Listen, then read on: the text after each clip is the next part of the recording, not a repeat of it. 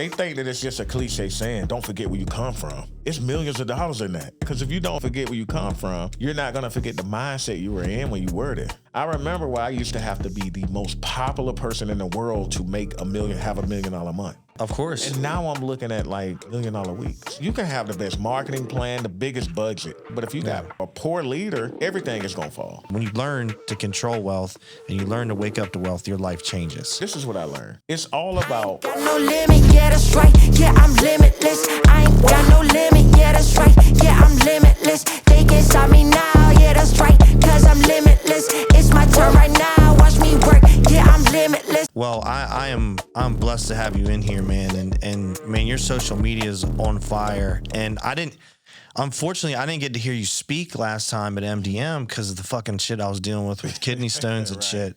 But I heard you speak today, man. You blew it off the fucking roof, man. Thank you for being here today. I appreciate it, man. You know, just being able to give back, pour into people who want to grow, man. You want to show up for people who are trying to show up for their family. So, you know, whatever I can give, you know, I try to give it. And so someone doesn't know who you are. Who are you? You know, I've always had a struggle with that. I'm just me. You know, and I know it sucks. I'm father. I got married at 19. I've been married 20 years. Wow.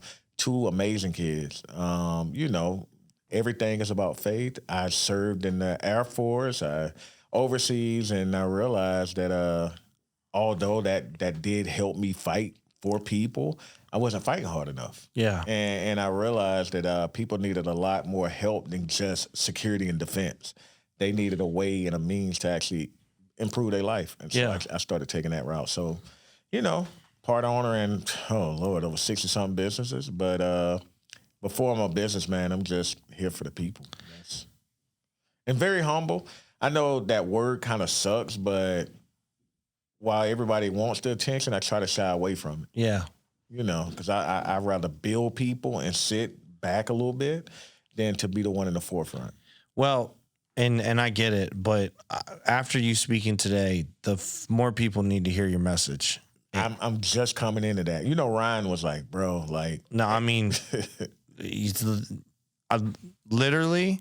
I had an entire presentation in my head that I was going to do today. I changed it on the fly after you spoke. Oh, wow. What was you going to talk about? Because you killed it. Well, it was the same premise, but be the person that makes someone believe in God more or less. Bro, that was a pattern interrupt for me. Like, I was like, I was going to do some more tactical business thing. And I said, no, I'm going to go super deep on leadership because I was like, fuck, when you said that like clicked immediately. I was like, holy shit, man, that's powerful shit. Like I'll use that on stage and I'll pay homage to who I got it from, but I will repeat that one. No, I appreciate it. And you know, it's just a bunch of life lessons too, you know, because I realized every time I was building for me, God just gave me enough to build for me. Yeah. You know, and start learning about nonprofits. And I'm like, man, the way that works, if I implement this and I know, because if you got people still in your inbox that they're struggling and you don't have a resource for them, it just means you're not building fast enough. Yeah. So I just looked at it as,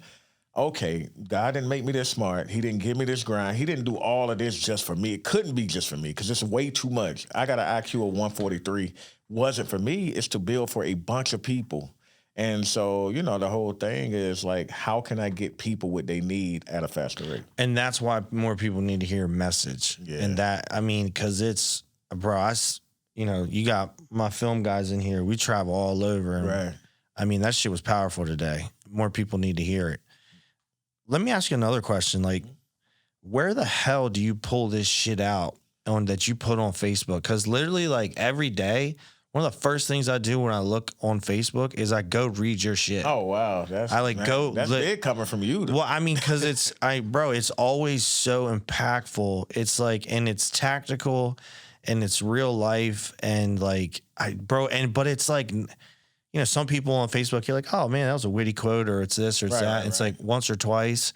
your shit is like day in, day out. Like your copywriting and your content is like, it's fucking stupid. Like where do you pull that shit from? I mean, you're pulling it from internal, but like, Right. how do you fucking externalize that all the because time? most people are just posted on Facebook. Yeah. Right? I made a commitment to really transform the people. So that's like in anything. You can't go and be an NBA player if you just half-assing, right? You Right. got to really practice and put a lot into it. So I just put a lot of thought through how would my post transform somebody's whole mindset. Right. And, it can't just be half-assing it if that's my goal. So, Right. I think through the process and then I bring a life experience in. And then how would I transform? And then it takes me back to who am I trying to transform? Okay, the person that I'm trying to transform, what mindset was I in when I needed to hear this message and how did I need to hear it? And then I write it that way. If you like repeat that, if you're listening to this shit, like play that back, because if you apply that to any type of sales process or sales funnel, that's like a fucking $1 million worth of game right there. Like no doubt. Because we talking people high level who, if we're trying to get them a transformation, they're not what we are. Right. And people forget, they think that it's just a cliche saying, don't forget where you come from. It's millions of dollars in that. Yeah. You get what I'm saying? Because if you forget where you come from, you're not going to forget the mindset you were in when you were there. And that's the whole thing. It's like, I really, to be honest, I don't even be talking to the people on Facebook. I talk to my old self. Damn, bro. And those are all posts that if I can talk to my old self, I would say. That's powerful. And it's a second chance to be able to do that. You need to say that shit on stage. Will you remember that? I'm gonna try to remember that for next time. But it's bro, you need to say that shit on stage. Yeah, but that's all it is. It's like, man, what would I tell myself if, it's easy after I done made millions and millions, right? To say, oh, blah, blah, blah. But it's like, dang, I needed to hear that then. It would have sped up.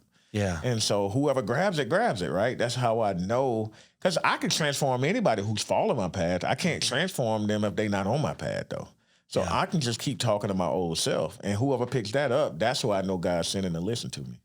Yeah. Another thing you did today that, you unpacked so many things. The whole ebook and turning that into a funnel. We're gonna have a whole separate conversation one day about that, because bro, my mind was blown on that. But another thing that you talked about today, which I've never seen anyone articulate it as a complex idea as simple as you did, but essentially how you've gotten equity in companies. If you don't mind, I'd love for you to talk about that for a few minutes. Yeah, it's just two things, man, and I can give you the sauce. I have a funding company that I can care less about funding, and I really have a coaching program that I really care less about coaching. So coming from where I came from, you had to be fluid. So I have to be who I have to be for the person I'm transforming, right? So if I know that this company is about the struggle, I post myself as a coach.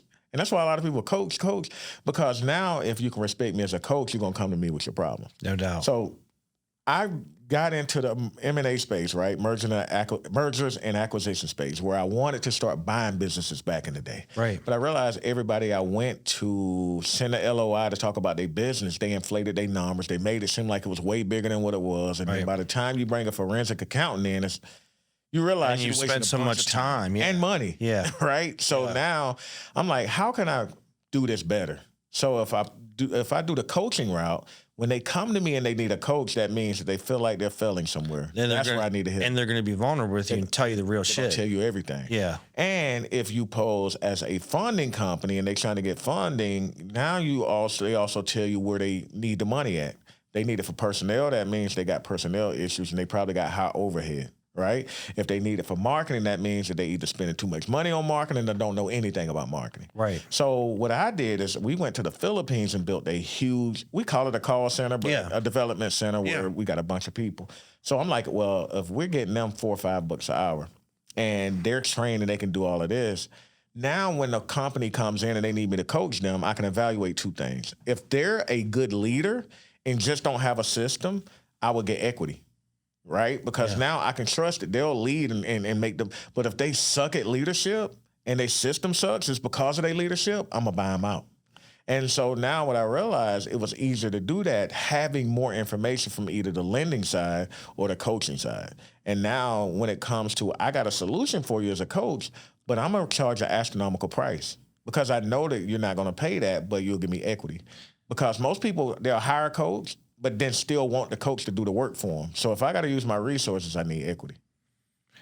I'm sure you figured this out, but like, do you know how genius that is? That's extraordinary that you figured that out and done it and done it successfully multiple times. And the money looks different too. Of course. Because like, I remember where I used to have to be the most popular person in the world to make have $1 million a month. Right. You get what I'm saying? Of course. And now I'm looking at like $1 million weeks. Right. You get it? But I don't have to be the most popular person on social media. I can look at the deposits coming in every month from other companies. Right. And you're not necessarily doing all the work, managing all the employees, dealing with all the problems, dealing with all the headaches. Right. Yep. Because you got to have a good leader who's going to be able to do that. Right. And it even helped me create a whole nother business called the CEO Incubator. Yeah. Right now, the people who I'm developing in the CEOs, while we in the transition of buying you out and getting you out of there, I can put an interim CEO in place to make sure we infuse the culture. So it's so many things, so many like arms that you can build just from the M&A space, from the coaching side. Yeah. Because when I realized that every business that I either tapped into the equity side or bought from the coaching perspective, all of them did all right. But the ones that I just went and purchased from like a Biz Buy Sell or all of the rookie sites that, with the broker people out there, they fail. Yeah. Because, they'll tell you the numbers. You see the P&L statements. It tells you everything but the culture of the company. Right. And the culture is something that you don't tap into after you buy it. Correct. So coaching, right, is the only way to find the culture of the business before I buy it. Right. And, that's going to be the biggest thing because you don't even know what contingencies to put in place until you know the culture. Yeah. So, it's just crazy. That's what I had to figure out because I got tired of either coaching people who went out and made a couple $1 million and they'll go hire Grant Cardone. Right. You know what I'm saying? And it's like, bro, I got you there. But then now you paying so much for a coach for the name. And then. And nothing against Grant or any big names, but shit, the amount of shit that you've given on this podcast and you've given on this stage is more than most of those motherfuckers that I know that got the names that charge stupid money to do it. Don't give them the same tactical things that you just gave today. They're marketers. Right. You know what I'm saying? Yeah, 100%. I call them dancing bears. You know what I'm saying? So a dancing bear is like when it's tax season and you go and the bear is out there dancing with the sign, saying, come here. But when the bear stop dancing, you don't even see it exist. Yeah. And a lot of those are marketers. It's like, the shiny object syndrome, but nobody really transforms. You just get in the room. Yeah. That is powerful. So evaluating, because I know you're going to have this answer just talking to you. So you evaluate a bunch of businesses, right? And you're going to say, obviously you have whatever metric in your head is, I'm going to say yes or say no. I say no to 99 of 100. Right. So what I want to know is the ones you say yes to, why? Well, the feeling is one. Yeah. Trusting my intuition and gut. Right. So that's the first. If the person feels like a slime ball, I'm not dealing with it. So you're betting on the leader. Oh, the current leader. The leader is everything. Without the right leader in place, everything is dead. Right. And so you can have the best marketing plan, the biggest budget, right, in the world. Look at the SBA. What's his name? Sam something.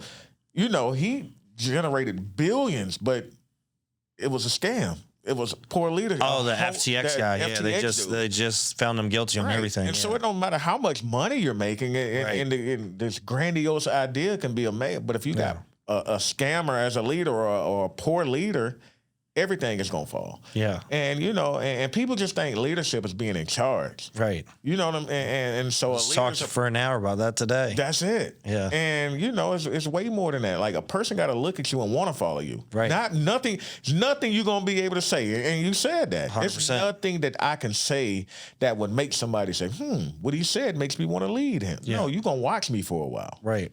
And the thing is we don't do enough of that, though. The ones who fail, think about, everybody's talking about what they got scammed out of and all of that now, right? That's because the money done slowed down. Damn right. But everybody who they claim scammed them, they didn't spend enough time vetting. Right. That means that person that you invested in all your money into getting you from somewhere, you didn't even see if they was a real leader or not based on what they did. You followed what they said, looked at they following, the rooms they was in, what they bought, and you was like, that's a leader. No, that's a marketer.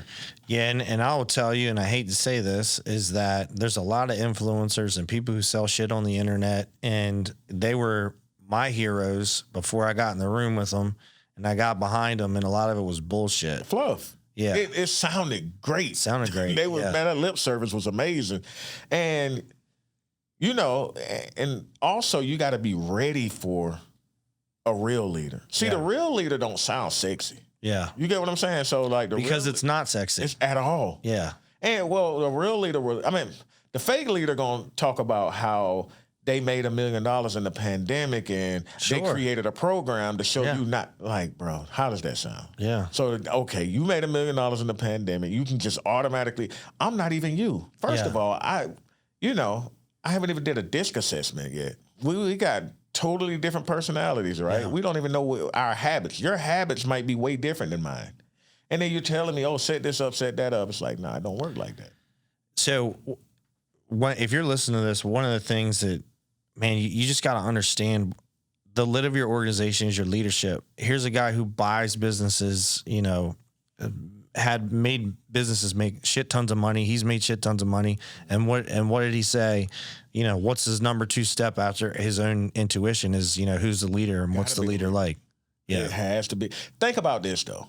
If it doesn't have a leader, you're going to eventually have to lead it. No doubt. I'm not trying to buy another job. You don't want another job. I'm buying a job. Yeah. I'm not going to do that. So if I'm going to buy something, I need that commitment from that leader.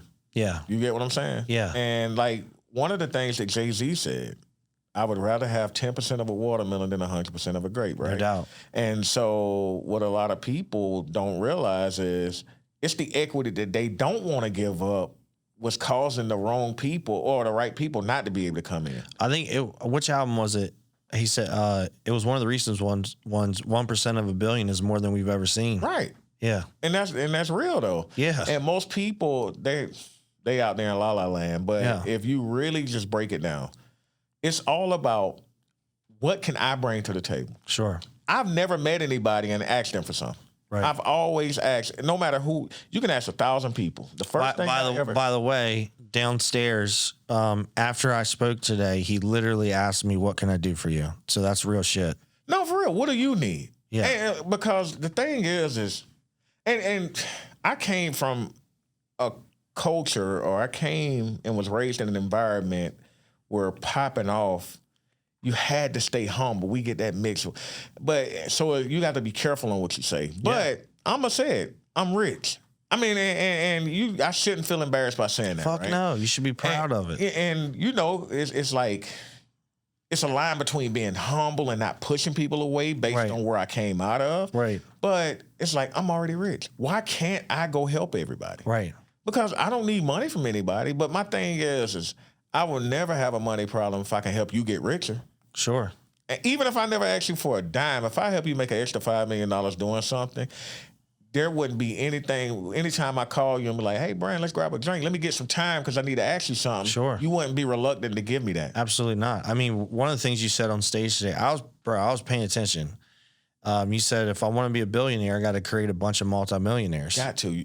And another thing that I learned too is most millionaires teach the game. Yeah. Most billionaires create the platform so people can perform the game. Bro. And I was like, oh, I got that from my coach. Damn. And so now. That's powerful. Yeah. And when you look at Zuckerberg, he created a platform. How many multimillionaires been created off the platform Facebook? Amazon. How many multimillionaires have been created off the platform Amazon? Bezos don't have to get up here and be a logistics guy. You get what I'm saying? Yeah. And that changed the way I looked at everything. And that's why I always say, never try to eat from an environment that you didn't plant a seed in. Which was phenomenal when you said that today, too. Because when you plant it, and especially if you look at the people as seeds, take the people, plant them somewhere, right?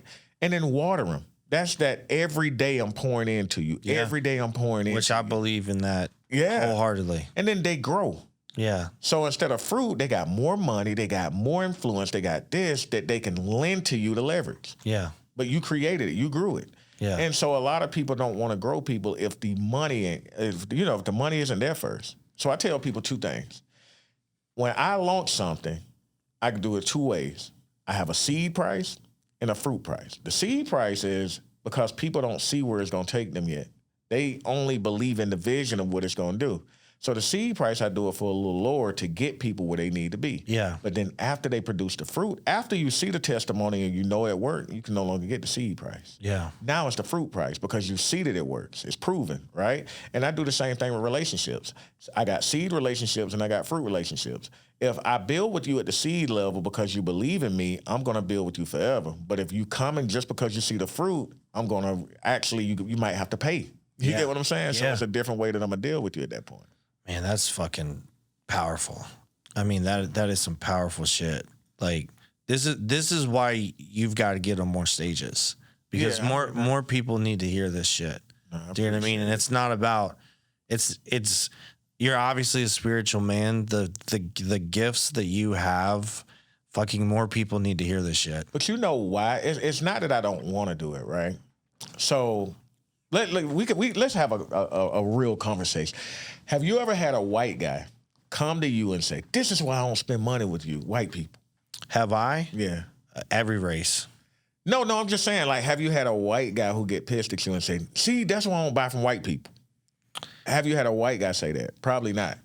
No, it's more been like, you know, you're flashy, you're this. Well, you're see, that. that's because personality. Yeah. That's something you can control. Right. But see, I can't control my color. Right. But what I have to really be conscious of, right, is when it comes to the people that I'm really trying to help, it's a certain way I have to do. So I can't do it the way you do it, right? I have to do it in a way to where I'm still sparing feelings. Understood. You know what I'm saying? I do, yeah. And so you got to remember the story I told when I was about to blow my brains out. Yeah. See, I was franchising a credit repair company. Yeah. Same credit repair company. At that point, I was doing like $4 million a year. Right. And I had the university, I was the founder of the Credit Repair University. Yeah. That literally certified half these people out here now, right? And this is 2014, 2015. So now, when you fast forward to what happened, though, I franchised this credit repair company. Because what I realized, and I didn't know about the franchising laws. I had to learn, right? Right. So I was just trying to help people. So with the university, people, they got it, they learned it, but they kept having to start over. They didn't have a brand. And so they wasn't going to get the success that I had because I took time to build my brand. So I said, well, let me just make my brand available to y'all. Yeah. And I franchised.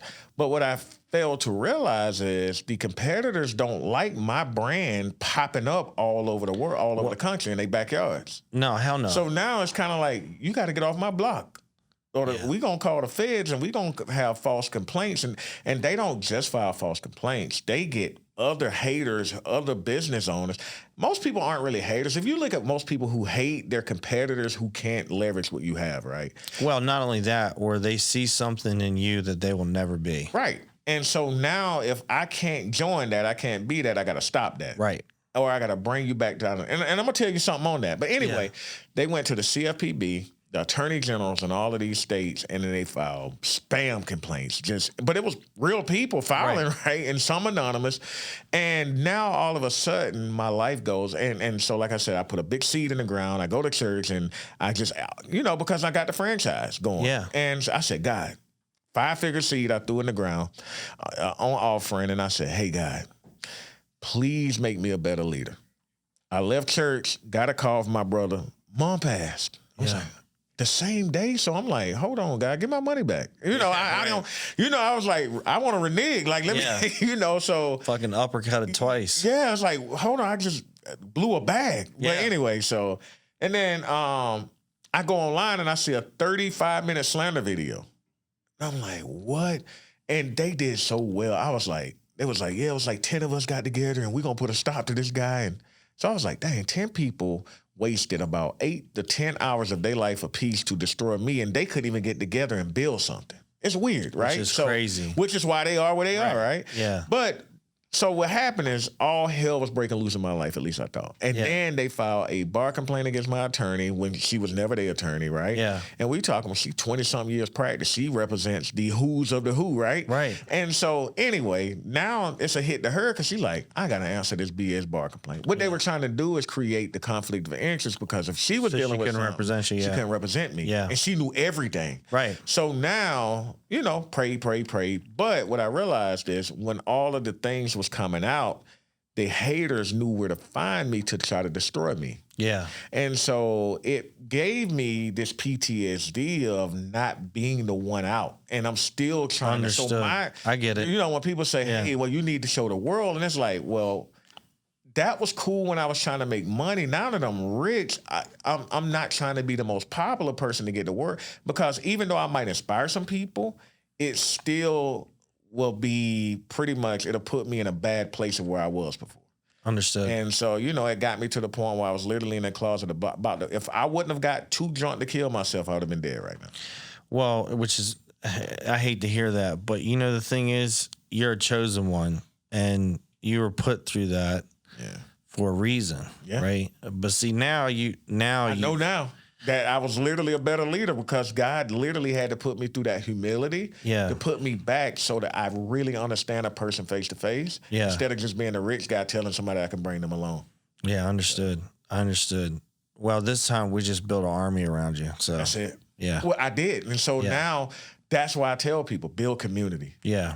Because when you build community, I pay attention to your stuff. If they come now, the last person who tried to put a slander video out on me, somebody posted it in their group and their YouTube page that had, I think they had like 180,000 subscribers. They put a slander video out and they lost their page in 4 hours.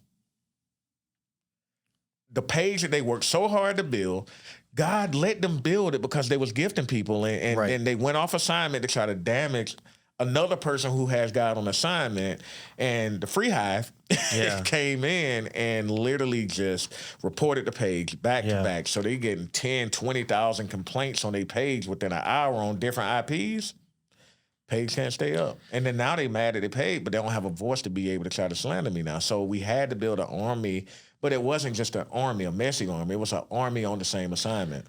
If anyone spends any time and listens to you and has anything negative to say, there's something fucking wrong with them. Well, I mean, negativity is perception too. Of course, right? 100%. So what I learned, this is what I learned. Because I came, you know, both my parents was on drugs. I remember like having to jump over the hole in the floor in the trailer to get on the toilet and hope that the toilet don't fall to the left and I fall through the floor. We had a cat to go on there to get the mice. Like we had a pet cat for the purpose of like chasing the mice that come in the house. Like that was my life, right? Yeah. And so knowing that, well, like when I keep saying I'm speaking to that person, but knowing that one of the biggest things that I like to focus on, my ADHD just caught me. So where were we going with that? Because I done went down. Hold on, I went down my ADHD. You were talking about. You said negativity is perception. Yeah, that's okay. There you go. Thank you for the spot. So what I realized though, right, is when I came up out of that, I used to think rich people was evil. Because of where I came from. Of course. Right? So what I realized, when you grow apart from somebody, let's say we knew each other all the way from 3rd grade to 10th grade, right? We know everything about each other. We do things together. And then now I disappear off the grid and then I go get rich. Yeah. And you're doing what you do. I'm getting rich. I'm changing lives, inspiring people around the world. You see me on this, on that. You don't remember me of that though. So you're going to start saying, man, I remember such and such. It's not really negative. It's just that when people no longer have access to you, they automatically going to put you back in the position where they're familiar with you at. So now it's not that they hating, they just can't accept where you came from because they had no parts in it. So they want to put you back down where they're familiar with you at. So you got two options. Stay where you at and don't address it, or stoop back down to the level that make them comfortable. So they got two things. They can either grind hard to get where you at, to get back familiar, or they can try to pull you down to get back familiar with you. And a lot of people choose the pull down option because it takes those accountability off of them, and they don't have to do anything but throw something out there and let you do all the work to come back down. Whatever I can do for you, I will do it. No, you're doing it already, man. Because like, just being genuine. The amount of game I got from you today in this room and downstairs was shit, bro. It'll make me 8 figures. Like, no question. Like, seriously. But what I want to end with is I ask everybody this every time, is we call the show Wake Up to Wealth. And the reason why we do it is I grew up poor. And, you know, I was taught about money wrong. And thankfully, I was the one in my family, the generational one, that broke the financial curse and got us out of that shit.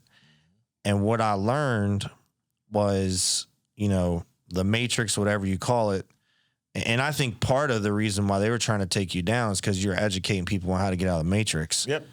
And what I believe is when you learn about money, and wealth obviously starts in the mind and everything else, but when you learn to control wealth and you learn to wake up to wealth, your life changes. And what I always ask everybody, it can be whatever, it's your version of it. What is waking up to wealth to you? Knowing that I have genuine people now in my corner that I can actually talk to, right? So one of the things you said was, and I used it, I'm definitely going to use it and credit it to you. Everybody goes back to their childhood space. Yeah. When I bought my Rolls Royce and my Lambo, it was because I wanted that as a kid. Damn right. That was it. And I wanted it as a kid. And the feeling you got when you got it. I felt like that kid. No doubt. And so we want to go back and redo the access we didn't have. So now I done got the money, I done got the vehicles, I own homes. Like, I done did all of that, what I've been locked out of. And it all comes down to, like, I only want to be around genuine people with good hearts. Yeah. They're harder to find. I can go out and create something and make freaking $200,000 from a post in an email. Right. That don't excite me. Yeah. Finding a genuine person though, that's without agenda, that's really on a path to change the world, that's gold. That's wealth. Yeah. And building with them and playing my part of that, because I don't need the credit. Right. I just need to know that I played a part in the change in the world. That's all that matters. And if I can find people to do that with, that's wealth to me. That's powerful. We'll end on that. That's it. Man, I appreciate you being here today. Hey, because people need to follow you and they need to buy into the shit that you're doing. Where can they find you? Yeah, so at Derrick Harper Sr, DerrickHarpersr, on Instagram, and Derrick A. Harper Sr. On Facebook. Those are the two. I'm on Facebook way more than Instagram. Yeah. But they can tap in. They can shoot me a text. They can text Apex to 404-999-3828. 404-999-3828. Just 3828. So text Apex there, and I'm gonna send them a grid of what we talked about downstairs. Which was fucking insane. And if you're listening to this, get that shit, because you need it.